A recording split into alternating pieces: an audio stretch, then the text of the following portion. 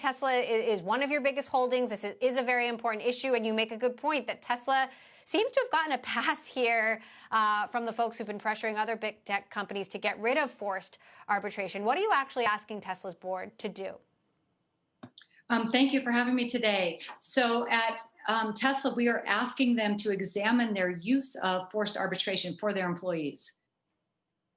And the reason we're doing this is because they have a poor record on both gender-based and racial discrimination. What do you know about their record?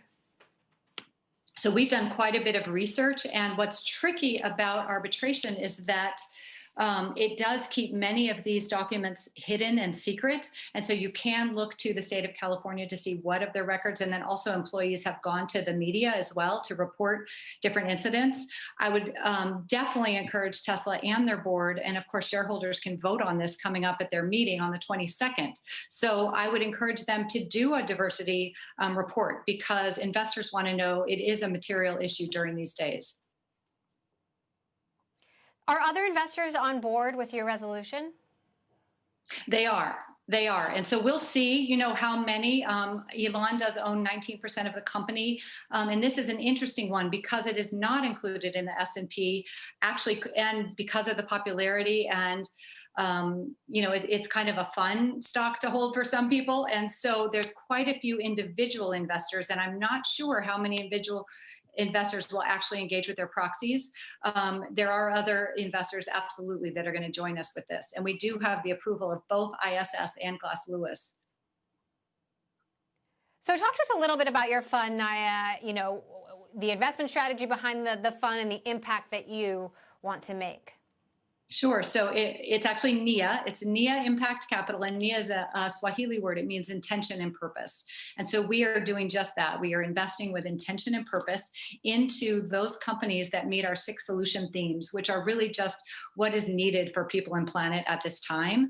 And we do weave a gender lens and a racial equity lens throughout all of the work that we do. So talk to us about some of the other investments you are making and obviously how it all ties into that mission.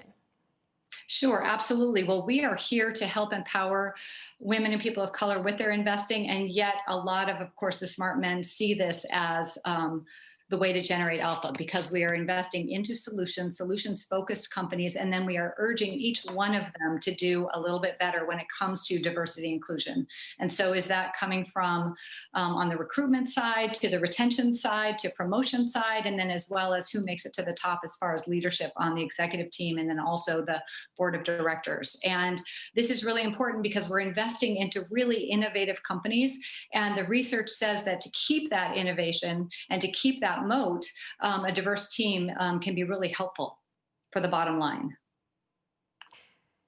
According to one study, firms owned by women and minorities manage just 1.3% of assets in the $69 trillion asset management industry, which is absolutely dismal. Why do we need more diversity? Do you think it'll actually improve the bottom line?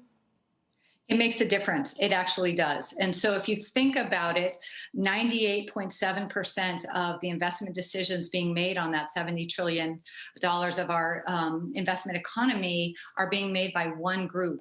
And groupthink is not what we're needing right now. So adding a little bit of diversity of thought, women and people of color do bring something to the table. And there's actually a Morningstar study this year saying that the female managers are outperforming. And so we might be leaving alpha on the table if we're not going to be using and investing and allocating assets to women and people of color.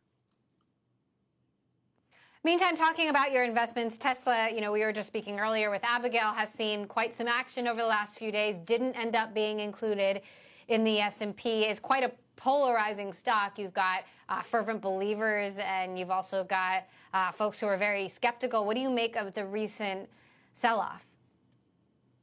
Well, volatility is the nature of this week. It's actually the nature of this year. And so it didn't surprise me. I think, of course, the people shorting this company are happy. Those of us long-term investors really do see that there's a lot of runway. There's a lot of potential, particularly, It is a controversial CEO for sure, and an interesting set of products and services. Of course, bringing that EV price down. Love him or hate him, I think few argue that he has disrupted this, entire automobile industry as we know it.